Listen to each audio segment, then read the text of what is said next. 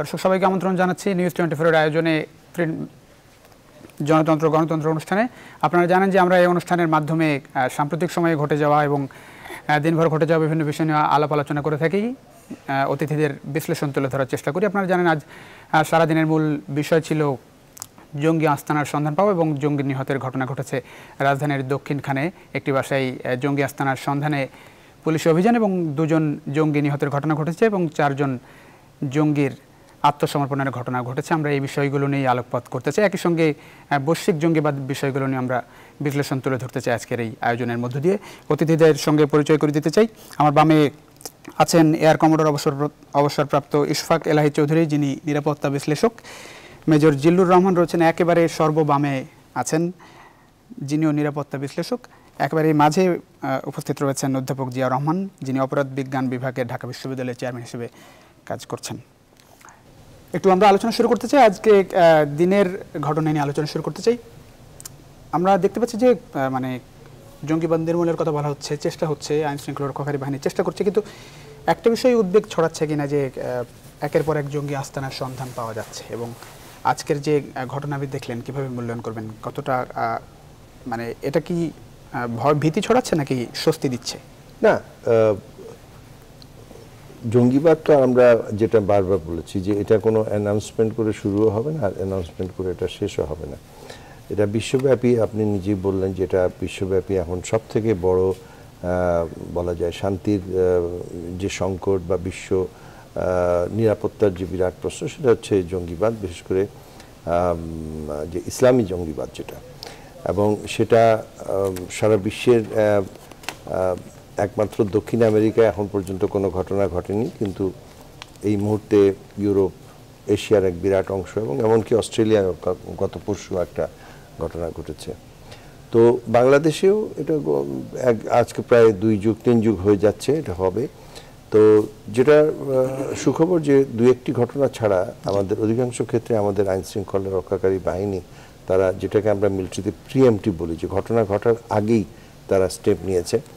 2টা জিনিস যেটা সবসময় করতে হয়, আগের ঘটনাগুলো এরকমই যে জি ওগুলো 2-1টা জায়গায় আমরা পারি নাই, যেমন ধরেন হলি আর্টিজান বা সেখানে হয়েছে, বা অতীত জেএমবির সময় আমরা দেখেছি যে তারা আক্রমণ করেছে এবং আমাদের জানমালের ক্ষতি হয়েছে, কিন্তু অধিকাংশ ক্ষেত্রে কিন্তু তারা 1 স্টেপ এহেড, 1 পা তারা এগিয়ে ছিল। কিন্তু যেটা বাংলাদেশে, এবং আমি সবসময় বলি, যেটা হচ্ছে যে রিপ্রেসিভ কোয়ার্সিভ ফোর্স যেটা, সেটা সবসময় থাকতেই হবে, কিন্তু তার সঙ্গে যে সামাজিক যে ইয়েটা আপনার জনসচেতনতা গড়ে তোলা, এটা যাতে নির্মূল হয়, এটা যেন গড়ে না উঠে, আমাদের এই সব তরুণ যেন এই দীক্ষায় দীক্ষিত না হয়, তার জন্য যেসব পজিটিভ স্টেপ নেওয়া দরকার, সেখানে কিন্তু আমরা, আমার মনে হয় এখনো অনেক জানা ছিল যে এই যে একের পর এক জঙ্গি আস্তানার সন্ধান হচ্ছে, অভিযান হচ্ছে, নিহতের ঘটনা ঘটছে এবং আজকে আত্মসমর্পণের ঘটনা ঘটছে, এগুলো কি একরকম মানুষের মধ্যে স্বস্তি দিচ্ছে নাকি জানান দিচ্ছে যে জঙ্গি? না, দুইটাই আছে। ওই যে বললাম যে আমরা তাদের আস্তানা খোঁজ পাচ্ছি, তাদেরকে আমরা আক্রমণ করছি, তাদেরকে আত্মসমর্পণ করছে, কেউ নিহত হচ্ছে, এটা হচ্ছে স্বস্তির ব্যাপার। কিন্তু আতঙ্ক যেটা, সেটা হচ্ছে যে হচ্ছে কেন, এবং এইটাই তো শেষ হবে না, আরও হবে। তো সামনে ধরুন আমাদের ক্রিসমাস তো শুরুই হয়ে গেছে, নববর্ষের অনুষ্ঠানগুলো আছে আমাদের, জনগণ চাইতে আশ্বস্ত হতে চাইবে যে আমাদের স্বাভাবিক জীবনযাত্রা যেন এই জঙ্গিদের দ্বারা ব্যাহত না হয়। সুতরাং আমাদের অ্যালার্টনেস, আমাদের যে সতর্কতা সব সময় আমাদেরকে এটা জারি রাখতে হবে।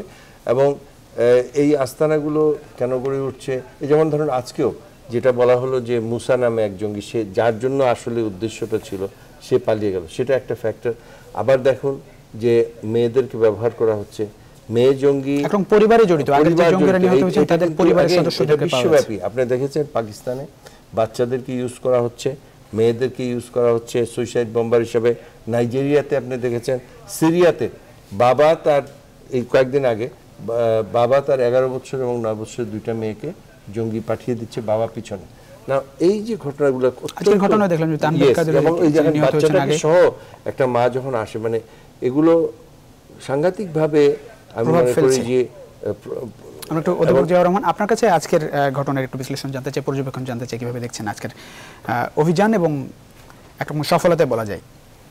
না, দুটো জিনিস এখানে। একটি হচ্ছে যে আপনি যদি যে ঘটনাটি ঘটেছে এটি তো নতুন কিছু না, এর আগেও অনেক একরকম ঘটনাই ঘটেছে।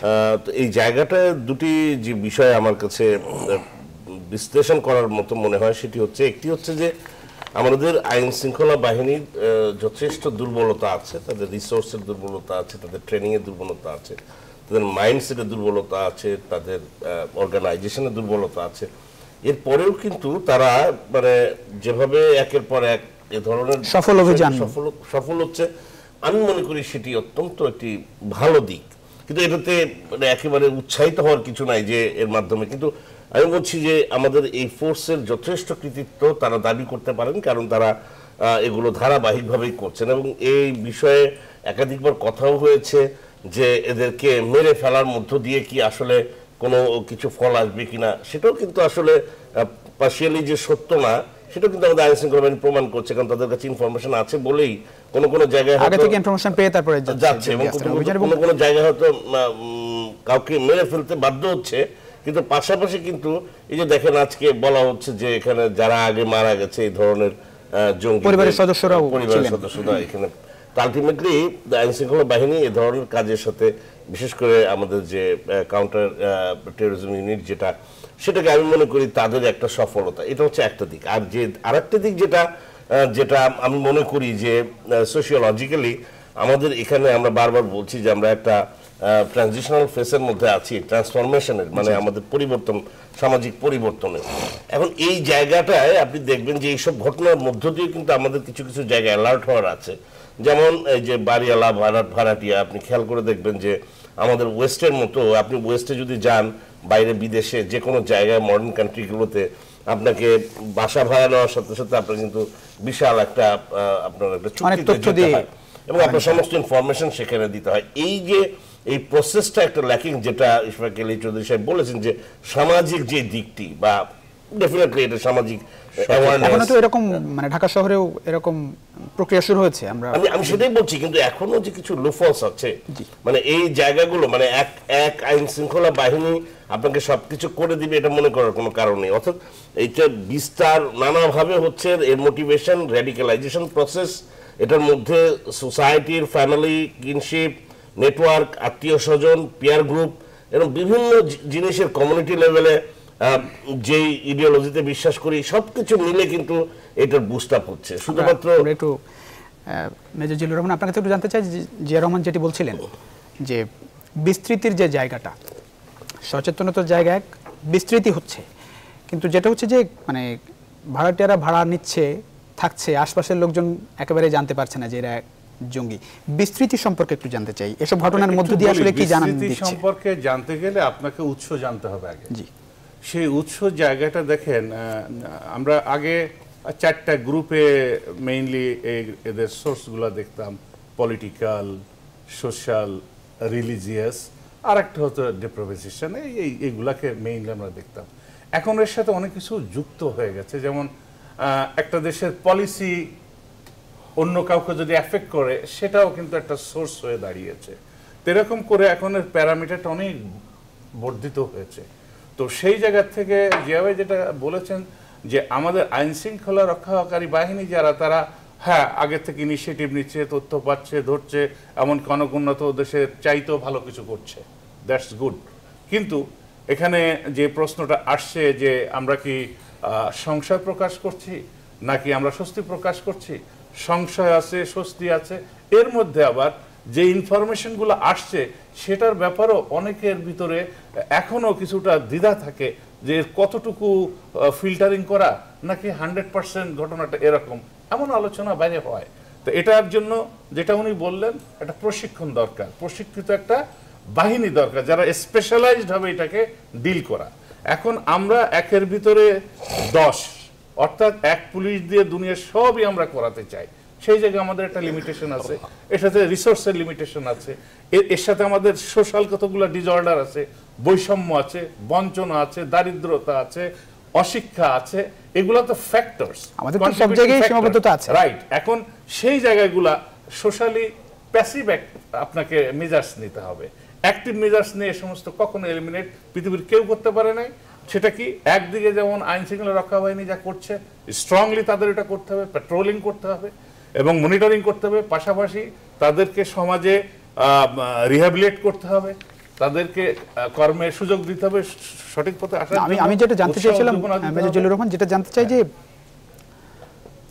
বিস্তৃত সম্পর্কে জানতে চাই, এই যে একের পর এক জঙ্গি আস্তানা সন্ধান পাওয়া যাচ্ছে, সফল অভিযান হচ্ছে, আমরা একটা জায়গায় যে 2-4 জনকে অ্যারেস্ট করলাম এবং আমরা মিডিয়াতে বললাম যে আমরা এটা ধরেছি, এটাকে আমি মনে করি না যে বড় রকমের কোনো বিস্তৃতি। এইরকম একটা দেশ যেখানে আমরা 17-18 কোটি মানুষ, যদি অন্য দেশের সাথে তুলনা করেন জনসংখ্যার দিক থেকে বাংলাদেশ অন্য অনেক দেশের 10-15টা দেশের সমান একটা দেশ। তো সেই জায়গায় অভাব আছে, অভিযোগ আছে, বঞ্চনা আছে, তাই না? তো সেইগুলো তো আমার এগুলোকে কন্ট্রিবিউটিং ফ্যাক্টর। আর মূর্খতা আছে, তাই না, গোলামি আছে, এই সব কিছু নিয়েই তো একটা লোককে মোটিভেট করছে এই জায়গাগুলোতে। সেই জায়গায় আমি বলছি আপনাকে সামাজিকভাবে একটা আন্দোলন গড়ে তুলতে হবে, পলিটিক্যাল সমস্ত দলকে এক জায়গায় আসতে হবে যে এই ইস্যুটা আমরা এক জায়গায় বসলাম, বসে আমরা এটাকে এইভাবে অ্যাড্রেস করব। ঠিক সমাজের যারা স্টেক হোল্ডার আছে তাদেরকে সাথে ইনভলভ করতে হবে, মানে ঐক্যবদ্ধ একটি আন্দোলন দরকার। এই যে ইসলামের কথা বললেন, আমি এখানে একটু বিনয়ের সাথে একমত পোষণ করি স্যার, যেটা বললেন ইসলাম তো এটা তো ব্র্যান্ড দেওয়া হয়েছে। ইসলামী নাম দিয়ে যতগুলো পৃথিবীতে এই টেররিজম অ্যাক্টিভিটি করা হয়েছে, খ্রিস্টানদের নামে পৃথিবীতে সবচেয়ে বেশি বোম ব্লাস্ট এবং এই ধরনের আক্রমণ করা হয়েছে, কিন্তু সেটা সেভাবে কখনোই মিডিয়াতে প্রকাশ হয়নি বিশ্বে। এখন এই ইসলাম ব্যবহার কেন করা হয় সেটাও তো এই সমস্ত বড় বড় দেশ যারা এই ইসলামের নাম দিয়ে ওই ইসলামের মধ্যপ্রাচ্যের সম্পদ লুটপাট করে খেতে হবে, তেল নিতে হবে, গ্যাস নিতে হবে, অস্ত্র বিক্রি করতে হবে, এগুলো হচ্ছে তাদের পরিকল্পনা। সেই পরিকল্পনার খেসারত দিচ্ছি আমরা। এখানে এই জঙ্গি তো বাংলাদেশ সৃষ্টি করে নাই, এই জঙ্গি তো আমাদের মতো অনুন্নত দেশ সৃষ্টি করে নাই, ইয়েমেন সৃষ্টি করে নাই, সিরিয়া সৃষ্টি করে নাই। এই সিরিয়ার যে জঙ্গি আইএসএস, এটা তো সৌদি আরব ফান্ড করে সারা ওয়ার্ল্ডে, স্যার বলতে পারবেন সারা ওয়ার্ল্ডে সবাই এটা লিখতেছে। কই তাদের বিরুদ্ধে বড় দেশটা কিছু বলছে না, বরং তারা সিআইএর থ্রু দিয়ে তারা যাতে আরো প্রসার লাভ করতে পারে সেই ব্যবস্থা করছে। আমরা ফিরছি আলোচনা, একটা দর্শক ফোন আছে, ফোনটা নিয়ে ফিরছি। দর্শক আপনার নাম বলে প্রশ্ন করবেন, আমরা শুনছি আপনাকে। জি, আসসালামু আলাইকুম, যশোর থেকে স্বামী বলছিলাম। আমার প্রশ্নটি হচ্ছে যে কাউন্টার টেররিজম যখন অভিযান চালায়, তো দেখা যায় যে প্রত্যেকটা অভিযানে যখন অভিযান চলে, অভিযানের সময় তারা মারা যাচ্ছে জঙ্গিরা, তো এটা কি কাউন্টার টেররিজমে জীবিত উদ্ধার করতে পারে না? এটা কি তাদের দক্ষতার অভাব কিনা, বা তারা আসলে এইসব তার ধারণা কম কিনা, সেটা কেন তারা জীবিত উদ্ধার? আপনার প্রশ্নটি আমরা বুঝতে পেরেছি। আমরা অনেক ধন্যবাদ। উত্তর বোধহয় আমরা এর আগে জি, আপনি যেমনটা বলছিলেন যে আমি বলেছিলাম যে আসলে এটা কিন্তু মানে বাংলাদেশে না, বাইরের যে কোনো জায়গায় এটার মধ্য দিয়ে দক্ষতা প্রমাণ করার বিষয় কিন্তু আসলে নাই। ডেফিনেটলি আমি বলছি যে এই সমালোচনা আগেও হয়েছে। আমি একটা প্রশ্ন রাখি, সেটা হচ্ছে যদি তাদেরকে জীবিত অবস্থায় উদ্ধার করা সম্ভব হয়, আরো পাওয়া যেতে পারে। ডেফিনেটলি আরো ভালো হতো। এখানে একটা ইয়ে আছে যে আমরা নিরাপত্তার দৃষ্টি থেকে বলি যে কাউকে এলিমিনেট করার চাইতে তাকে যদি অ্যালাইভ আমরা রাখতে পারি, সেই জায়গায় উনি প্রশ্ন করেছেন। আপনি ওয়েস্টে বাইরেও যে মানে আজও কিন্তু যে অভিযান হচ্ছে সেখানে কিন্তু অনেকবারই আহ্বান জানানো হয়েছে যে তারা যাতে সেটাই বলছি আত্মসমর্পণ করেন। মানে এটা খুব ইজি জিনিস না। আমি বলছি এটা কোনো ইন্ডিকেটর না যে এর মধ্য দিয়ে আমি দক্ষতা অদক্ষতা বিচার করব, কারণ সারা পৃথিবীতে এর ম্যাগনিটিউডটা এমন জায়গায় চলে গেছে যে আপনি তাহলে তো আর উন্নত বিশ্বে এত সমস্ত সিকিউরিটি অ্যালার্ম, এত কিছু অ্যালার্ট থাকার পরেও কিন্তু তাহলে ঘটনাগুলো ঘটছে না। আমি এটা বলছি আসলে জিয়া ভাই, সেটা হচ্ছে এরা মনস্তাত্ত্বিকভাবে, আমি আপনাকে সাপ্লিমেন্ট করছি, এরা মনস্তাত্ত্বিকভাবে মৃত্যুর জন্য তৈরি। যে ঘটনা আজকে ঘটেছে, ডিজাইন করা বা সারেন্ডার করা ইজ ভেরি টাফ। মোটেই বলছি এই জন্য আত্মসমর্পণ করার মানে আহ্বান জানানোর পরেও কিন্তু আইজিপি মহোদয় কিছুদিন আগেই তো বললেন যে তাদেরকে যখনই আমরা ইন্টারোগেশনে নিই বলে মেরে ফেলে দেন, আমি কথা বলবো না, মেরে ফেলে দেন, আমাকে মরার ভয় পাই না। আমার নিজেরই এরকম একটা অভিজ্ঞতা হয়েছে। কয়েকদিন আগে আমি কাশিমপুর কারাগারে গিয়েছিলাম আমাদের স্টুডেন্টদেরকে নিয়ে। তো সেখানে এই যে আমাদের ঢাকা ইউনিভার্সিটির একজন মানে যিনি জেএমবির সাথে জড়িত, আইয়ারে পড়তেন তিনি। তো তাকে যখন আমি সেখানে গেলাম, আমার মনে হলো যখন ডিরেডিক্যালাইজেশন প্রসেস যেটাকে আমরা বলি, মানে সেখানে কিন্তু এখনো সে একই জিনিসে বিশ্বাস করে, যে এই যে ব্রেন ওয়াশের বিষয়টি। তো এটা আমি কিন্তু আবারও ইকো করছি ইশফাক আলী চৌধুরীর সাথে, যে এটাকে আপনি যদি খুব কম্প্রিহেন্সিভ প্ল্যানিং এর মধ্যে না আনেন, ধরেন আমি বলছি যে যাদেরকে আপনি আটক করছেন তাদেরকে মানে এটাকে রিহ্যাবিলিট করার জন্য কিংবা মোটিভেট করার জন্য ডিরেডিক্যালাইজেশন প্রসেসের পার্ট হিসেবে কিন্তু আপনার এই ধরনের প্রোগ্রামও শুধুমাত্র সোসাইটি না, কারাগারের মধ্যেও কিন্তু করতে হবে। যারা মানে আজকে আমি পড়াচ্ছিলাম, ওই আমাদের একটা থিওরি আছে লেভেলিং থিওরি। আপনি যদি একটা মানুষকে, একটা পরিবার যদি কোনোভাবে লেভেল হয়ে যায়, প্রাইমারি লেভেলে হয়তো এটাকে খুব সিরিয়াস মনে করছে না, সেকেন্ডারি যে লেভেলিং, সেই লেভেলিং এ কিন্তু একটা মানুষ পুরো পরিবার বা তার পুরো সবাই। যেমন এদিকে একটা প্রশ্ন আছে আমার, সেটা হচ্ছে যে আগের যে অভিযানগুলো পরিচালিত হয়েছে সেখানে নিহত জঙ্গি নেতাদের পরিবারের সদস্যদেরকে এখানে পাওয়া গেছে। বিষয়টি কিরকম দাঁড়াচ্ছে, যেসব পরিবারে আসলে মানে জঙ্গিরা মানে আগে যেসব পরিবার থেকে জঙ্গিদের বিস্তৃতি ঘটেছে, সেই সব পুরো পরিবারই কি কোনোভাবে প্রভাবিত হচ্ছে কিনা এটার দ্বারা? ডেফিনেটলি সেটা তো বোঝাই যাচ্ছে যে, আর আমাদের মতো বাংলাদেশের মতো জায়গায় আপনি লক্ষ্য করে দেখবেন, বা এরকম একটু যে সমস্ত দেশ, যে সমস্ত জায়গায় একটু ট্র্যাডিশনাল কালচারাল ভ্যালুস গুলো আছে, সেখানে মনে করেন প্যাট্রিয়ার্কাল সোসাইটি বা যেটাকে আমরা বলছি পুরুষতান্ত্রিক, তো পরিবারের এবং যারা কনজারভেটিভ তাদের ক্ষেত্রে তো খুব বেশি নারীদের অধিকারটা সেখানে সংকুচিত, এবং নারীরা অধিকাংশ ক্ষেত্রেই তাদের হাজবেন্ডের উপর ডিপেন্ডেন্ট। সো আলটিমেটলি যখনই এই ধরনের অ্যাক্টিভিটিস হয়ে যায়, তখন আপনি দেখবেন পুরো পরিবার, বিশেষ করে নারী যারা আছে, সদস্য আছে, তারা কিন্তু তাদের কোনো সে থাকে না, তারা আলটিমেটলি এটার মধ্যে ইনডালজ হয়ে যায়। আরো একটা ইস্যু আছে, সেটা হলো যে এই জঙ্গির উপরে যখন আমরা স্টাডি করে দেখি, ওদের বর্তমানে সারা ওয়ার্ল্ডে আমরা অ্যাসেস করে দেখেছি, এজ গ্রুপ হচ্ছে JY 29 আর মহিলা 7%। এই হচ্ছে ওদের এজ গ্রুপ, ওদের হচ্ছে রিক্রুটমেন্টের এজ গ্রুপ এইটা, আর মহিলাদের ওদের টার্গেট হচ্ছে 30%। তা এ পর্যন্ত 7% নিয়েছে। মহিলাদের জন্য তাদের যে অ্যাপিলটা, সেটা হচ্ছে যে নারীদেরকে ইমোশনাল অ্যাপিলে খুব সহজে মোটিভেট করা যায়। তো সেই জায়গাটায় তারা ধর্মের কথা বললে দুর্বল, ধর্মভীতি আছে একটা, ভাই বোনের কথা বললে, সন্তানের কথা বললে, হ্যাঁ, একটা মানুষের দুঃখ দুর্দশা তুলে ধরলে তারা সহজে আবেগ আপ্লুত হয়ে যায়। সেই জায়গা থেকেই এটা আর একটা বিস্তৃতি। জি, আমি বলতে চাচ্ছিলাম যে আমি একটু যোগ করি, এটার সাথে একটা প্রশ্ন করি আপনাকে, সেটা হচ্ছে যে বিষয়গুলো আপনার মনে আছে সেগুলো তো অবশ্যই বলবেন। নিরাপত্তার জায়গাটা নিয়ে একটু এই জায়গাটায় আসতে চাই। না, নিরাপত্তা তো মানে ডেফিনেটলি যেটা বলতে চাচ্ছিলেন সেটা শেষ করে। সেটা আমি বলতে চাচ্ছি যে এই জঙ্গিরা মানে আমরা একটা ডিনায়াল মোডে অনেক সময় চলে যাই, না ইসলাম তো শান্তির ধর্ম, সুতরাং এরা মুসলমান নয়, এইভাবে বলা হয়। কিন্তু এরা মুসলমান এবং তারা প্র্যাকটিসিং মুসলমান। কিন্তু যেটা হচ্ছে যে একটা বিশেষ আইডিওলজি, সেই আইডিওলজিটা হচ্ছে মওদুদিবাদ হতে পারে, সেটা ওই আল-বান্না আপনার মধ্যপ্রাচ্যের বা সৈয়দ কুতুবের হতে পারে, এবং সেটা বেরেলভি মতবাদ হতে পারে, সেটা শিয়া হতে পারে, সুন্নি হতে পারে। কিন্তু একটা ধর্মীয় আবহ বাংলাদেশ মানে ইসলামের যেটা শান্তির মতবাদ, যেটা সেটাকে বাদ দিয়ে তারা কয়েকটা বিশেষ কোটেশনকে মানে রংলি তারা ইন্টারপ্রেট করে তারা কিন্তু এইটা ছড়াচ্ছে সারা বিশ্ব জুড়ে। এবং এখানে যেটা বললেন যে মার্কিন যুক্তরাষ্ট্র যেটা করছে, বা এখন Russia has got involved, China has got involved, এবং সমস্ত মধ্যপ্রাচ্য জুড়ে যেটা হচ্ছে, সেখানে বিগ পাওয়ার গেম আছে। কিন্তু আমরা কেন তাদের ক্রীড়ক হতে যাব, বা বাংলাদেশের মতো আমরা কেন এফেক্টেড হতে যাব, এবং আমরা কেন কাউন্টার মেজার্স আমাদের এর বিরুদ্ধে ব্যবস্থা নিব না, সেটা কিন্তু হচ্ছে না। আজকে লক্ষ লক্ষ মুসলমান যদি বেরিয়ে আসতো যে রাস্তায়, যে আমরা এটার বিরুদ্ধে, সেটা কিন্তু আমরা ওই একদিন মানববন্ধন করলাম, করলাম, চলে গেলাম, আবার ভুলে গেলাম, আবার আরেকটা ঘটনা ঘটলো, আমরা আসলাম। যে বৃহত্তর মুসলিম জনগোষ্ঠী সারা বিশ্ব জুড়ে এখন পর্যন্ত তারা অনেক ডিফেন্সিভ, না না না না এটা আমি না, ও করেছে, ওটা ওর ইন্ডিভিজুয়াল ব্যাপার, তার নিজে একা করেছে, আমরা এর মধ্যে নাই। এই ভাবধারা থেকে বেরিয়ে এসে আমাদেরকে বলতে হবে যে আমাদের সমাজ একটা সমস্যার সম্মুখীন, এবং যেটা উনি বললেন রাজনৈতিক মতভেদ ভুলে গিয়ে, সামাজিক অবস্থান ভুলে গিয়ে আমাদেরকে একটা ন্যাশনাল সব একেবারে বর্ণ গোত্র ধর্ম সবকিছু ভুলে আসলে এই জায়গাটা হবে যে এখানে আমরা এটাকে প্রতিরোধ করব। তা না হলে ওই দেখেন আপনার যে ছবিতে দেখালো শত শত লোক কিন্তু অপেক্ষা মানে জাস্ট উৎসুক দৃষ্টিতে তাকিয়ে আছে, কিন্তু কেউ একটা নেইবার কেন বুঝবে না একটা নেইবার যে পাশে কি হচ্ছে এদের ইয়ে সেই প্রশ্নে আসবে। একটা দর্শক ফোন আছে, নিয়েই আসবো আপনার কাছে। দর্শক আপনার নাম বলে প্রশ্ন করবেন। হ্যালো, আসসালামু আলাইকুম। ওয়ালাইকুম আসসালাম।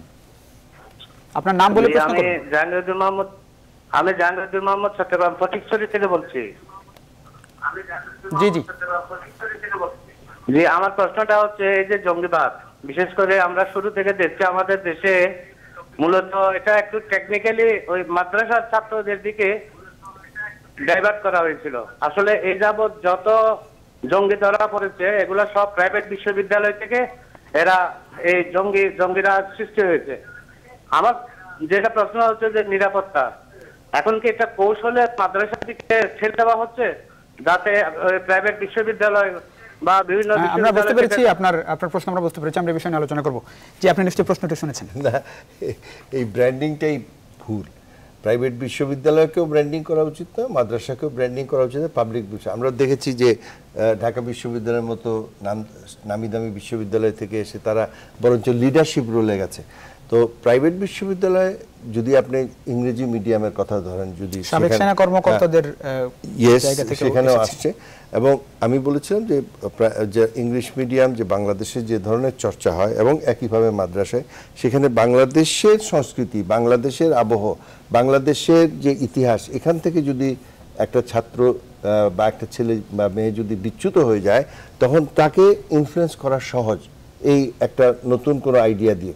কিন্তু সেটা অনেক ক্ষেত্রে মেইন স্ট্রিম এডুকেশনের ক্ষেত্রে অনেকটা কম। কিন্তু তারপরেও শুধুমাত্র এই আইডিয়া দিয়ে হবে না। আপনি দেখেন সমাজে এখন যে দুর্নীতির, যখন একটা বাচ্চা ছেলে দেখে যে তার বাবা মারাই দুর্নীতিগ্রস্ত, তার পরিবার দুর্নীতিগ্রস্ত, তখন তার মধ্যে একটা ফ্রাস্ট্রেশন আসে। তারপরে ছেলে মেয়ে বাবা মার মধ্যে যে যোগাযোগের অভাব, ছেলে আমরা দেখেছি প্রত্যেকটা কেসে আপনার একটা বিচ্ছিন্নতা বোধ তাদের মধ্যে ছিল, একটা ফ্রাস্ট্রেশন ছিল। লেখাপড়া করেছে, সার্টিফিকেট পেয়েছে, চাকরি নেই। ওই যে যেটা বললেন, কোটি কোটি বাংলাদেশে এখন কোটি কোটি ইউথ আছে যারা ভালনারেবল, কারণ তাদের কাছে তারা ভবিষ্যৎ দেখতে পাচ্ছে না। সরকার, আমরা কাজ হচ্ছে, জেনারেট হচ্ছে, প্রোগ্রেস হচ্ছে, কিন্তু প্রবলেমটা কিন্তু একটা বিরাট সংখ্যক। আমি অধ্যাপক জিয়াউর রহমানের কাছে যেতে চাই। এই জায়গাটাই জিয়াউর রহমান, যে মনস্তাত্ত্বিকভাবে যে দুর্বল করে ফেলা, এই জায়গাটাই যারা মৃত্যুকেও একেবারে ভয় পাচ্ছে না। একটা জিনিস আমি একাধিক জায়গায় বলেছি কথাটি, আসলে এই যে লেবেলিং বা ব্র্যান্ডিং, 90s-এ যেমন আমরা বলতাম যে একটা দারিদ্র্যের সাথে এই এক্সট্রিমিজমের একটা কোরিলেশনশিপ আছে। এবং সেটা হচ্ছে যে অভিযানের মাধ্যমে যে একটা সফল অভিযান হচ্ছে, জঙ্গিরা নিহত হচ্ছে, ধরা পড়ছে, আত্মসমর্পণের ঘটনা ঘটছে, এই যে ব্রেন ওয়াশ যেটাকে বলা হয়, সেই জায়গাটাই কতটা ইতিবাচক বা নেতিবাচক প্রভাব পড়বে সামনের দিনে যদি কেউ আসতে চায় বা ফিরে আসতে চায়। ওকে, আমি ওটা একটু জাস্ট শেষ করি, কারণ ওটা খুব ইম্পর্টেন্ট আমার মনে হয়। ব্র্যান্ডিং নিয়ে আননেসেসারি ব্র্যান্ডিং আমরা এর আগে করেছি, কারণ ওই মাদ্রাসার সব ছাত্র কিন্তু এই জায়গায় টেররিস্ট ছিল না। এটা যেমন সত্যি, প্রাইভেট ইউনিভার্সিটিতে এখন অ্যাফ্লুয়েন্ট ঘরের ছেলে মেয়ে, ইংলিশ মিডিয়াম স্কুলের ছেলে পেলে, তাদের সবাই কিন্তু এটার মধ্যে অবশ্যই না। আমি থার্ড একটা ভেরিয়েবল, খুব যেটাকে আমরা মেথোডোলজি স্পুরিয়াস ভেরিয়েবল বলি, যেটা চোখে দেখা যায় না, অনুভব করা যায় না, সেই ভেরিয়েবলটা হচ্ছে রাজনীতি। এই 90s-এর সময় এদেরকে আনা হয়েছে, এর পেছনে অর্কেস্ট্রেটেড বা একটা অর্গানাইজড ওয়েতে কিন্তু তাদের এই অ্যাক্টিভিটিসে ইনভলভ করা হয়েছিল, বিশেষ করে তৎকালীন জামাত ইসলাম বা তাদের অনুসারী রক-কাটার রাজনীতি, এই সমস্ত জিনিসের মধ্য দিয়ে, এবং তার সাথে কিছু ইসলামিক দল। এখন যেটা হচ্ছে, এটার মূলত আমি মনে করি যে এর একটা গ্লোবালাইজেশনের একটা অংশ আছে। ইন্টারন্যাশনাল পলিটিক্স, ইন্টারন্যাশনাল যে মুসলমানরা বিভিন্নভাবে নিগৃহীত হচ্ছে, তার একটা ঢেউ আমাদের এখানে এসছে। কিন্তু তার পাশাপাশি আমাদের যে যুদ্ধাপরাধীদের যে বিচারটা হয়েছে, সেটাকে নস্যাৎ করার জন্যই কিন্তু এই ধরনের অর্গানাইজ করা, এবং যাদেরকে দিয়ে এখনকার সময়ের এই টেকনিক্যাল কাজগুলো করা যাবে, সেই কারণে কিন্তু একটু অ্যাফ্লুয়েন্ট ঘরের ছেলে মেয়েদেরকে বেছে নেওয়া হচ্ছে। তাদের মধ্যে ওই ধরনের হয়তো একটা কন্ডিশন এক্সিস্ট করছে। আগে যেমন দারিদ্র্যের কারণে কন্ডিশন এক্সিস্ট করতো, তাদের টাকা দরকার ছিল। এখন যে ছেলে মেয়েগুলো কালচারালি তারা কোনোভাবে কোনো না কোনোভাবে ডিসইন্টিগ্রেটেড বা কোনোভাবে বিচ্ছিন্ন, ফলে তারা এমন একটা কন্ডিশনের মধ্যে আছে যে এদেরকে পিক করাটা সহজ, এবং সেই কারণে এবং একই সাথে যে আপনার যেই সমস্ত ডিভাইস ব্যবহার করা হচ্ছে, ডিজিটালাইজেশনের ব্যাপার যেমন ক্রাইমের মধ্যেও চলে এসছে, সেগুলোতেও কিন্তু এই সমস্ত ছেলেপেলের মধ্যে কোয়ালিটি আছে, এবং একই সাথে আমি বলবো কিছুটা ফ্রাস্ট্রেশন, যে কারণে এই ছেলে মেয়েগুলো কোনো আইকনিক ফিগার সোসাইটির মধ্যে দেখছে না। এই সব কিছু মিলে এখন যে ব্রেন ওয়াশের কথাটা আপনি বলেছেন, আমি জানতে চেয়েছি যে এই যে সফল অভিযান হচ্ছে, জঙ্গিবাদ সম্পর্কে একরকম সচেতনতা বাড়ছে বলা যায়, সরকারের পক্ষ থেকে হোক, মিডিয়ার ভূমিকা সবকিছু মিলিয়ে, হ্যাঁ, এই জায়গাটা সামনের দিনে জঙ্গিবাদের বিস্তার রোধে কতটা কাজে লাগবে মনে হয়? আমি ডেফিনেটলি, আমরা কিন্তু প্রথমে যে কথাটা আমরা শুরু করেছিলাম যে আপনি বাংলাদেশে, আমি কিন্তু এক বাক্যে আপনাকে বলছি, ঐতিহাসিকভাবে বাংলাদেশে কিন্তু এই ধরনের কোনো কন্ডিশন এক্সিস্ট করেনি। এদেশ সুফিবাদের দেশ, এদেশ লালনের দেশ, এদেশের মুক্তিযুদ্ধের চেতনার দেশ, এবং বরাবরই কিন্তু হিন্দু মুসলমান ওই যে আগে কি সুন্দর দিন কাটাইতাম, এই গানটা তো এমনি লেখা হয়নি।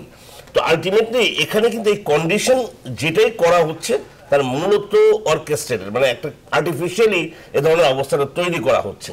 সেই কারণে আপনি দেখবেন হলি আর্টিজানের ঘটনা যখন হয়েছে, আপনি বিশ্বের খুব কম জায়গা আছে যে কোনো বাবা মা তার সন্তানদেরকে একটা ট্রেডিশনাল সোসাইটি হওয়ার, যেখানে ছেলে মেয়েদের বাবা মার সাথে সম্পর্ক অনেক গভীর থাকে ক্যাপিটালিস্ট সোসাইটির চাইতে, কিন্তু তারপরেও কিন্তু বাবা মা কেউ কিন্তু ছেলেকে দেখতেও যায়নি, তার লাশটিও আনেন।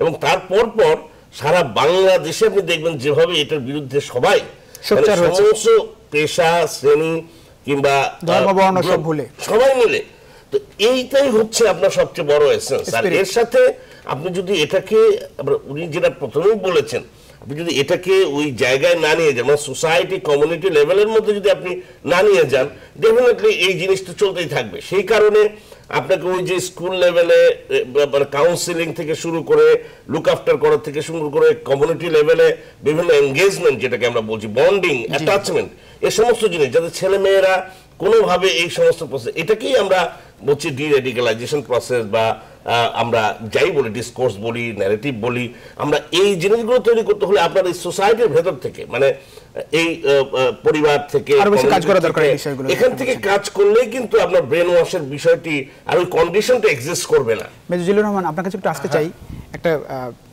আপনার কাছে যে প্রশ্নটা রাখতে চাই যে হলি আর্টিজানের পর এই যে জঙ্গি আস্তানায় অভিযান, সন্দেহ অভিযান এবং একের পর এক সফল অভিযান হচ্ছে, এবং একই সঙ্গে বিশ্বব্যাপী বিভিন্ন দেশও কিন্তু জঙ্গিবাদে বিভিন্নভাবে ক্ষতিগ্রস্ত হয়েছে, এর মধ্যে কোনো রকম যোগসূত্র দেখেন কিনা বাংলাদেশ এবং বিভিন্ন জায়গায়? কথা বলি, যোগসূত্র তো অবশ্যই আছে, সেটা আমি আলোচনায় যাওয়ার আগে একটা কথা বলি। জি, জিয়া ভাই যেটা আলোচনা করলেন, এটা হচ্ছে আমরা তাত্ত্বিক কথা বলছি, আদর্শিক কথা বলছি, বাট এটার পিছনে যারা মদত দেয়, সব দেশ বা সরকার তার নিজস্ব কিছু টার্গেট আছে, মিশন আছে।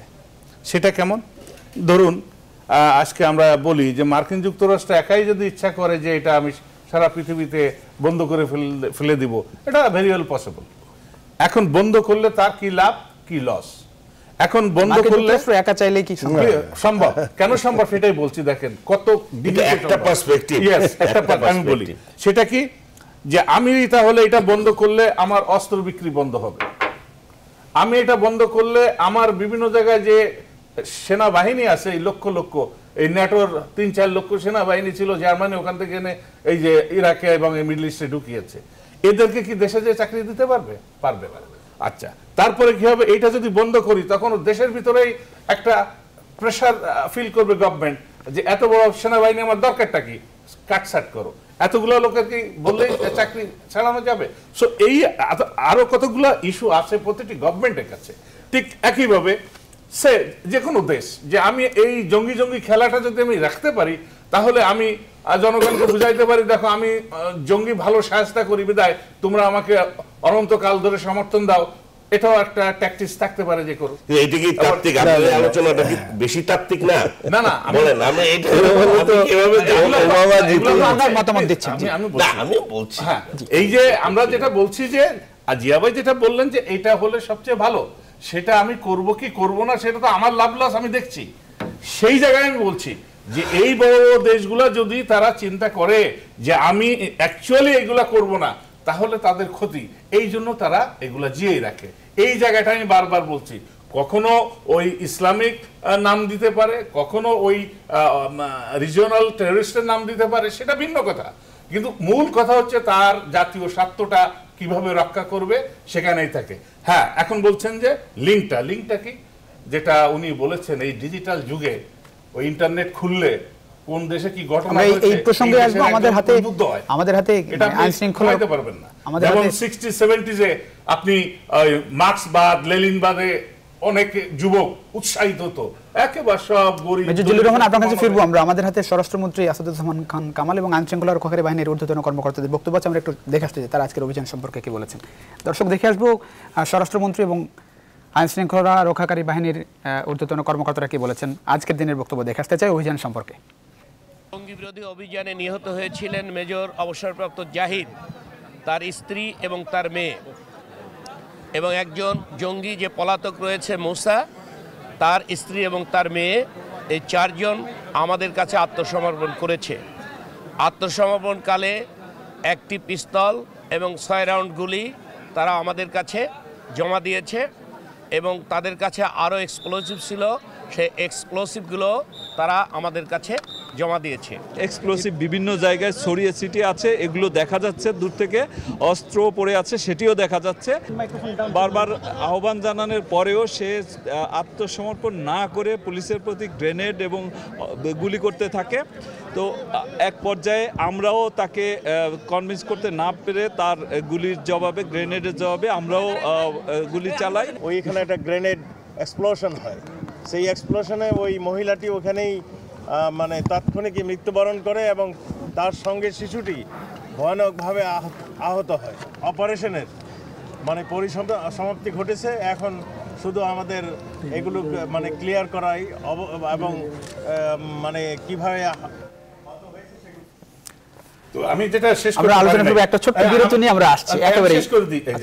আমাদের সবচেয়ে বড় স্বস্তির জায়গা স্যার যেটা বললেন সেটা হচ্ছে যে আমাদের বর্তমান সরকার প্রধান মাননীয় প্রধানমন্ত্রী এই বিচ্ছিন্নতাবাদ, এই জঙ্গিবাদের বিরুদ্ধে টোটাল একটা জিরো টলারেন্স উনি দেখিয়েছেন, আর এখনো সফলভাবে উনি সেটা জাগ্রত রেখেছেন। বিদায় ওই জায়গাটায় যাতে কিন্তু একটা স্বস্তিতে আছে যে রাষ্ট্রীয়ভাবে কোথাও এরা কোনো আনুকূল্য পাবে না। আমরা আলোচনা ফিরবো, একটা ছোট্ট বিরতি নিয়ে ফিরছি। দর্শক, জনতন্ত্র গণতন্ত্র অনুষ্ঠানে ছোট্ট একটা বিরতি নিচ্ছি, ফিরছি কিছুক্ষণের মধ্যেই, আশা করি আপনাদের সঙ্গে পাবো।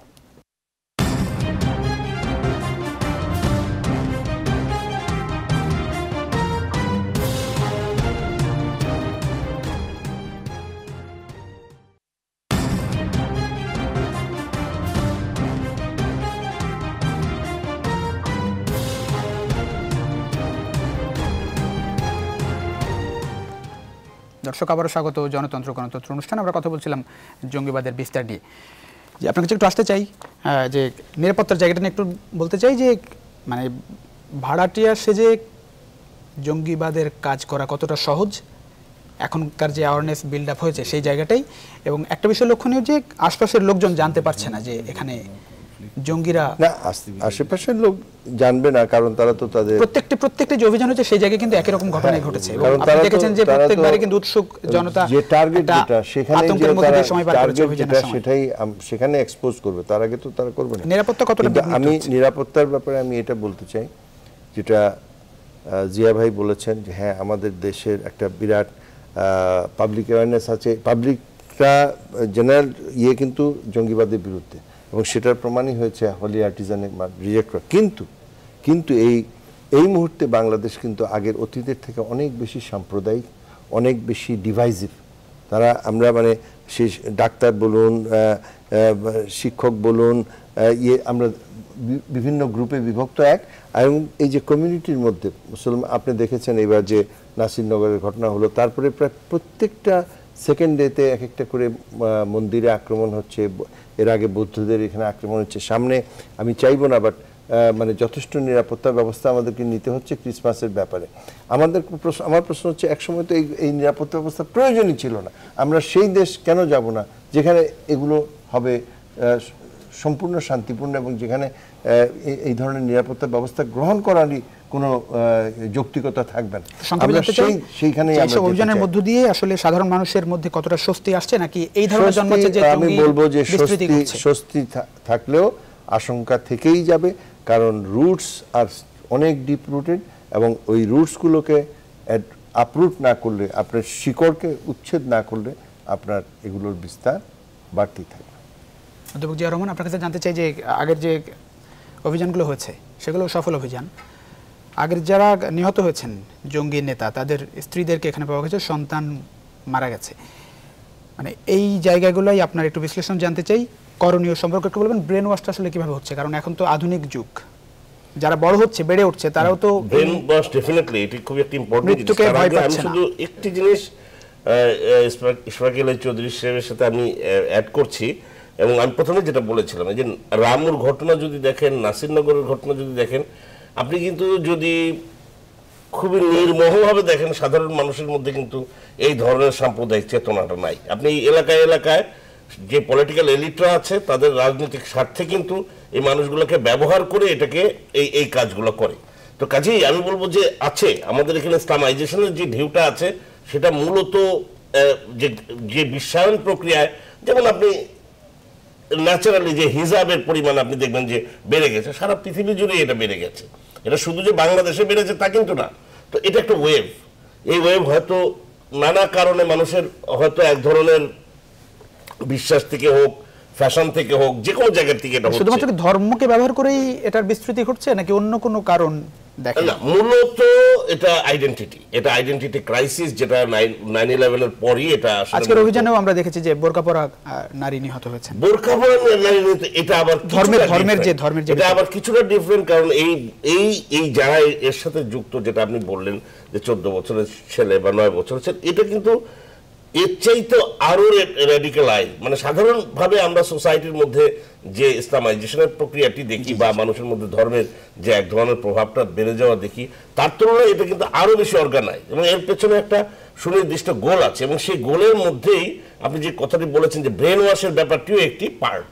এবং এটি কখনো আপনি একেবারে এক একটা অর্গানাইজেশন এক একভাবে ব্রেন ওয়াশ করছে। অর্থাৎ এই যে হিজবুত তাহরির যে গ্রুপ, তারা হয়তো স্বতন্ত্রভাবে একটা আধুনিক একটা রিফ্লেকশন তাদের মধ্যে আছে, রিক্রুট করছে যাদেরকে, তাদের পিয়ার গ্রুপ একই রকম হচ্ছে, রিলেটিভলি অ্যাফ্লুয়েন্ট ঘরের সন্তান, তারা ইংরেজি মিডিয়াম পড়াশোনা করে, ইংরেজিতে চোস্টভাবে কথাবার্তা বলে, তাদের টেস্ট এবং তারা অ্যাপ সম্পর্কে ধারণা আছে, ফলে তারা কিন্তু ওদের প্রতি আকৃষ্টও হচ্ছে দ্রুত। কিভাবে সম্ভব আসলে? সম্ভবটা হচ্ছে যে এটা জাস্ট একটা সাইকোলজিক্যাল স্টেট। এটাকে অনেকে বলছে যে এর মধ্যে মেডিকেশনও আছে। আমরা মেডিকেশনের বিষয়টি যদি নাও যাই, আমরা বলছি যে এই যে অবসেসড হয়ে যাওয়া, যেভাবে আপনি দেখবেন যে এই যে আজকাল ফেসবুকে যে সাধারণভাবে একটা মানুষ যে আসক্তি হয়ে গেছে, গেমসের প্রতি মানুষের ইয়াং জেনারেশনের, যে আমরা কাউন্সিলরদের কাছে শুনেছি আমাদের ঢাকা ইউনিভার্সিটির, যে কিছু কিছু গেমসে এমনভাবে আসক্তি হয়েছে ছেলে মেয়ে পড়াশোনা সব বাদ দিয়ে গেমসই খেলে। সো আলটিমেটলি এইরকম একইভাবে যখনই একটা নেটওয়ার্কের মাধ্যমে, এটা নিশ্চয়ই আমরা সবাই কম বেশি অবগত আছি যে একটা নেটওয়ার্কের মাধ্যমে একটা জিনিস আপনাকে ছেড়ে দিচ্ছে, দিয়ে তারপর বিভিন্ন জায়গা থেকে সেটা পোক করা শুরু করে, যে কোনো একটা ফতোয়া, একটা ভার্স, একটা জিনিস দিয়ে আপনাকে মোটিভেট করার চেষ্টা করলো, এর সাথে যুক্ত আপনি কিভাবে আপনি হুর পাবেন, কিভাবে বেহেশতে যাবেন, আপনার মানে ইসলামিক উম্মার জন্য জীবন দিলে কি হবে, অপব্যাখ্যা সব কিছু মিলে, এবং এটা একসাথে তাদের চ্যাটিংটা চলে। আমাদের যত প্রিলিমিনারি যেটা আমাদের যে গবেষণা দেখেছি, এবং এটা অধিকাংশ ক্ষেত্রেই এই কাজগুলো কিন্তু অধিকাংশ ক্ষেত্রেই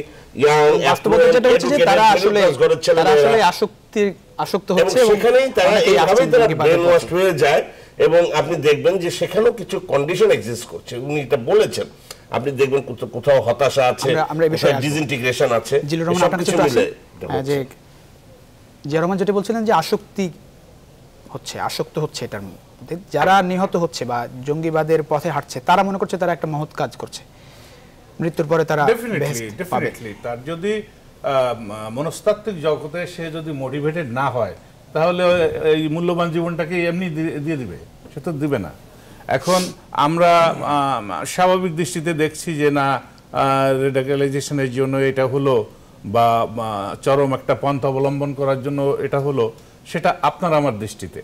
আবার আরেকটা জিনিস আমার কাছে মনে হয় যে এটা হয়তো জিয়া ভাই ভেবে দেখতে পারেন, কারণ ওনার অনেক স্কোপ বিভিন্ন জায়গায় ক্লাস নেওয়া, বক্তৃতা দেওয়ার, সেটা হচ্ছে যে পার্থিব জগতের সবকিছু পাওয়ার পরেও একটা ফ্রাস্ট্রেশন অনেকের থাকে।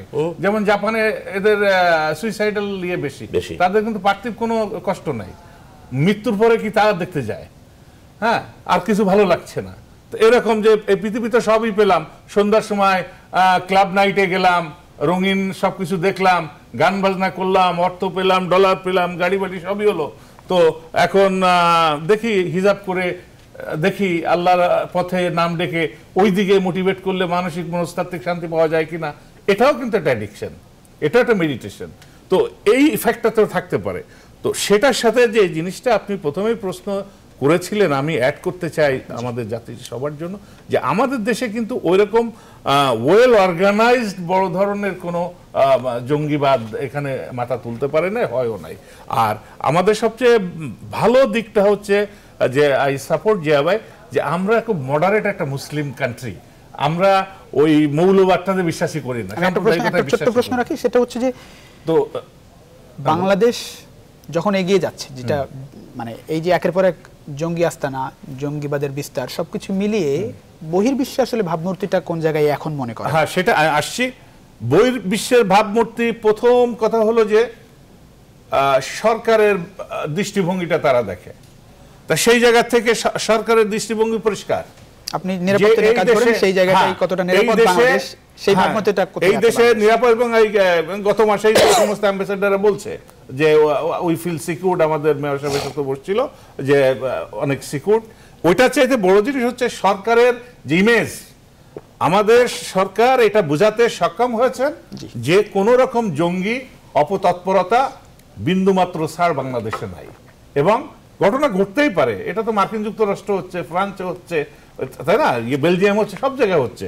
কিন্তু সেই জায়গায় আমরা কি কঠোর ব্যবস্থা নিয়েছি, এবং প্রতিটি ঘটনা ঘটার সাথে একটা সফলতাও সেখানে সরকার দেখিয়েছে, এইটা ঠিক আছে।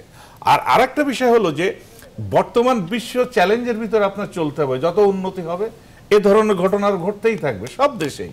এর মধ্য দিয়ে আপনাকে ওই আইন শৃঙ্খলা রক্ষা বাহিনীকে আরো ইকুইপ করতে হবে, সক্ষমতা বাড়াতে হবে, প্রশিক্ষণ দিতে হবে, নতুন নতুন ইকুইপমেন্ট তাদের দিতে হবে, জনবল বাড়াতে হবে, বাজেট দিতে হবে। পাশাপাশি আমাদের সমস্ত সোসাইটির লোকজনকে এর ভিতরে মোটিভেট করতে হবে। যদি ইসলামের কথা বলা হয়, আমাদের মাদ্রাসা, মসজিদ, সেখানে ক্লাস, মানুষকে বুঝানো যে সঠিক জিনিসটা। ইসলাম তো কাউকে আঘাত করার কথা বলে না, ইসলাম তো কাউকে মারার কথা বলে না। সো কেউ যদি এখন নাম দিয়ে বলে যে এটা ইসলামী, একটা বোতলে যদি কেউ মদ ঢেলে দিয়ে বলে যে এটা ইসলামী মদ, তাহলে তার ইসলাম অ্যালাউ করছেন আপনাকে, বিষয়টা ওই জায়গায়। সুতরাং আমাদের যারা এই ইসলামের কথা বলে এই পথে নামছে, তাহলে আমাদের ইসলামের যে সমস্ত ইনস্টিটিউশন, যারা স্কলার আছে, আমার মনে হয় তাদেরও সম্পৃক্ত করা উচিত, যে মসজিদে খুতবা বা বিভিন্ন জায়গায় আলাপ আলোচনায় বুঝানো যে ইসলামের কাজ এটা নয়, এবং এটা ইসলামের উপকার না করে ইসলামের ক্ষতি করা হচ্ছে। ইশফাক আলাহি চৌধুরী, একটু আপনার কাছে আসি।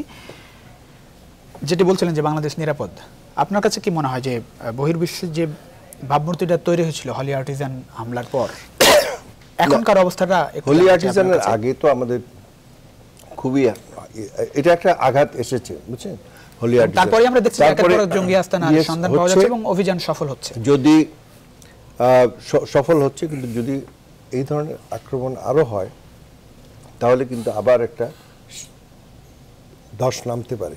সেই জন্য আমাদের সবাইকে সচেতন হতে হবে, এবং এরা যেন কখনোই এই গ্রাউন্ড না পায় যে তারা একটা অভিযান করতে পারে। এসব অভিযানের মধ্য দিয়ে কি বহির্বিশ্বে এই বার্তা যাচ্ছে যে একটা স্বস্তিদায়ক পরিবেশ আছে বাংলাদেশে? না, সেটা আছে। আমরা তো ইভেন হলি আর্টিজানের পরেও বড় বড় প্রোগ্রামগুলো অনেকে ভেবেছিল যে হয়তো মেট্রো রেল বা এক্সপ্রেসওয়েজ বা ডিপ সি পোর্ট, এগুলো কোনোটাতেই কোনো এফেক্ট হয়নি। বড় বড় পার্টি আসছে, কিন্তু তারপরেও আমি মনে করি যে যেহেতু আমরা অর্থনৈতিক দিক দিয়ে অনেক দুর্বল কম্পেয়ার টু একটা জিনিস জার্মানিতে ঘটে গেলে, আপনি বারবার বলছেন এগুচ্ছে বাংলাদেশ, কিন্তু এখনো আমাদের ভিত্তি এখনো জাস্ট আমরা মাত্র এলডিসি থেকে উপরে উঠার চেষ্টা করছি। ওকে, মধ্যম আয়ের দেশে এখনো অনেক বেশি ফ্রেজাইল। কোনো একটা ধাক্কা, একটা সলিড বিল্ডিং এর উপরে যতটুকু তারা ধাক্কা নিতে পারে, বাংলাদেশ কিন্তু পারে না। তো এই এখন যদি এদেরকে যদি সত্যিকার অর্থে দমন না করা হয়, এবং এদেরকে যদি আমরা এখানে যদি কোনো ফাঁক থেকে থাকে, তারপরে যদি আরো এই ধরনের ঘটনা, হলি আর্টিজানের মতো ঘটনা ঘটে, তাহলে বাংলাদেশের জন্য সত্যি একটা সেটা দুঃসংবাদ হবে। আমরা সবাই সেটা জানি, এবং সেখানেই আমাদেরকে সচেতন হতে হবে। ওই যেটা আবার বলবো, সবাইকে মিলে, কেবলমাত্র এটা র্যাবের পক্ষে সম্ভব নয়, কাউন্টার টেরোরিজম ইউনিটের পক্ষে সম্ভব নয়, আরেকটা জিনিস যেটা আজকে আমরা আলোচনা করি সেটা হচ্ছে শিক্ষা ব্যবস্থা। এই যে বিরাট জনগোষ্ঠী, যে খালি শিক্ষা হচ্ছে না, তারা তো স্কিল নয়। ইউসি এখনো আমরা কোটি কোটি লোক প্রডিউস করছি যারা কোনো স্কিল তারা সেল করতে পারে না। ইউসি তারা একটা সার্টিফিকেট তারা পেলো, কিন্তু সেই সার্টিফিকেটের বদলে যদি সে একটা ভালো রিমুনারেশন না পায়, তখন তার মধ্যে অশিক্ষিত বেকার থেকে শিক্ষিত বেকার অনেক বেশি ডেঞ্জারাস, অনেক বেশি বিপজ্জনক। এখানে আমাদের যেখানে অর্থ পাবে সেখানেই আমাদের শিক্ষা ব্যবস্থাকে অনেক বেশি আধুনিক এবং অনেক বেশি কর্ম মূলধারায় নিয়ে আসার কথা বলছেন। মূলধারা, এবং মূলধারাটাও তো ইজ অ্যাকচুয়ালি আধুনিক নয়। মূলধারা বলতে এটা আধুনিক নয়। একবিংশ শতাব্দীর শিক্ষা ব্যবস্থা যেটা, সেটার জন্য আমাদেরকে অনেক কিছু করতে হবে। শিক্ষা ব্যবস্থা নিয়ে অনেক বেশি কাজ করার আছে, অনেক বেশি কাজ করা শিক্ষাটাকে ক্যাশ করা যায় যাতে ওই ধরনের শিক্ষা। জি, অধ্যাপক জিয়া রহমান, এই যে বিষয় নিয়ে বলছিলেন, আমি মনে করি যে আমাদের একটা কালচারাল ক্যাপিটাল আছে, আমাদের একটা হিস্টোরিক্যাল ক্যাপিটাল আছে। এটি কিন্তু একটা বিরাট জিনিস, এটাকে ক্যাশ করতে হবে। বাস্তবতা হচ্ছে আমরা সবাই কিন্তু এখানে একমত যে এই চ্যালেঞ্জটা কিন্তু আছে। একটা হচ্ছে বৈশ্বিক চ্যালেঞ্জ, সারা পৃথিবী জুড়েই কিন্তু কোনো দেশ কিন্তু এখন আক্রান্ত না হয়ে। ছোট্ট প্রশ্ন আছে, সেই জায়গায় আমি মনে করি যে এটা যেমন আইন শৃঙ্খলা বাহিনীর যেমন সফলতা আছে, এটা যেমন আমাদের একেবারে উচ্ছ্বসিত হওয়ার কারণ নাই, ঠিক একইভাবে আমি মনে করি যে আরো ইকুইপ করে আরো তাদেরকে স্ট্রেংথ এবং ট্রেনিং বাড়িয়ে, এবং একই সাথে আমাদের যেই একটা গ্যাপ হয়ে গেছে, জেনারেশন গ্যাপ, ইয়াং জেনারেশনের বিশেষ করে নগর সমাজে আধুনিক পরিবারগুলোতে এই গ্যাপটা বেশি হয়েছে। আমি মনে করি এইটা করতে যেটা এসেছে আলোচনায়, যে আমাদের সোশ্যাল মুভমেন্টস বা কমিউনিটি লেভেল সোসাইটির ভেতর থেকে ইন্টিগ্রেশনের যে যত রকম ডিসকোর্স, যত রকমের ন্যারেটিভস চালু করা যায় সেগুলো করতে। যেটা জানতে চাই যে এইসব অভিযানের মধ্য দিয়ে বহির্বিশ্বে বাংলাদেশের ভাবমূর্তির জায়গাটায় কি ধরনের বার্তা যাচ্ছে মনে করেন? বার্তা তো সারা পৃথিবী যাচ্ছে, এটাও আলোচনা হয়ে গেছে ডেফিনেটলি। আমাদের যেহেতু আমরা একটা টেক অফ পর্যায়ে আছি, আমরা কিন্তু মানে একটা ট্রানজিশনাল ফেজ আমি সবসময় বলছি। তো এই জায়গাটায় আমাদের হঠাৎ করে এই ধরনের হলি আর্টিজানের ঘটনা আমাদেরকে ব্যাপকভাবে এফেক্ট করেছে। আর আপনার তো এটা বুঝতে হবে যে হলি আর্টিজানের পরের যে ঘটনাগুলো ঘটছে একের পর এক, সেই জায়গার কথা আমি জানতে চাই। এগুলো আমাদের স্বস্তি দিচ্ছে, ওয়েস্টও দিচ্ছে। আপনি আমাদের অ্যাম্বাসেডাররা, হাই কমিশনাররা, তারা বিভিন্ন প্রোগ্রামে তারা কিন্তু এই সাফল্য দেখে তারা উচ্ছ্বসিত প্রশংসা করেছেন। এবং একই সাথে বিভিন্ন দেশ, আপনি ইন্দোনেশিয়ার থেকে তারা বার্তা পাঠিয়েছে যে তাদের যাদের প্রশিক্ষণের ব্যবস্থা করা হয় এবং তারা কিভাবে এই আমাদের কাউন্টার টেরোরিজম ইউনিট কাজ করছে। এবং বিভিন্ন দেশের থেকে কিন্তু আমরা শুনতে পাচ্ছি যে তারা আমাদের বাংলাদেশের এক্সপিরিয়েন্সও তারা কাজে লাগাতে চাচ্ছে। তো কাজেই আমি বলবো যে এখানে একটা মানে দু ধরনের ঘটনাই আছে। প্রথম দিকে যেমন আমরা এরকম হয়েছি, কিন্তু আমাদের যেহেতু আমাদের এক ধরনের অ্যাওয়ারনেস, আমাদের এক ধরনের কালচার ক্যাপিটাল, আমাদের পুলিশের এত কিছুর পরেও আমাদের যেটা এক ধরনের কমিটমেন্ট, সব মিলে কিন্তু আমরা সেই ইমেজটাকে কিছুটা এটা বলে আমি বলছি যে আমাদের উচ্ছ্বসিত হওয়ার কারণ এটা একটা কন্টিনিউয়াস প্রসেস। এবং যে কোনো সময় আমরা বার্লিনে, জার্মানিতে কয়েকদিন আগে দেখেছি, আবার কিন্তু দেখলাম কয়েকদিন আগে, এত বড় দেশ। শুধু বাংলাদেশের সমস্যা না, এটা একটা বৈশ্বিক সমস্যা। আমরা চাই যে বাংলাদেশে জঙ্গিবাদের বিস্তৃতি ক্রমান্বয়ে একেবারে সন্ধ্যের কোঠায় নেমে আসবে। আপনাদের তিনজনকে অসংখ্য ধন্যবাদ আমাদের স্টুডিওতে শেষ সময় দেওয়ার জন্য।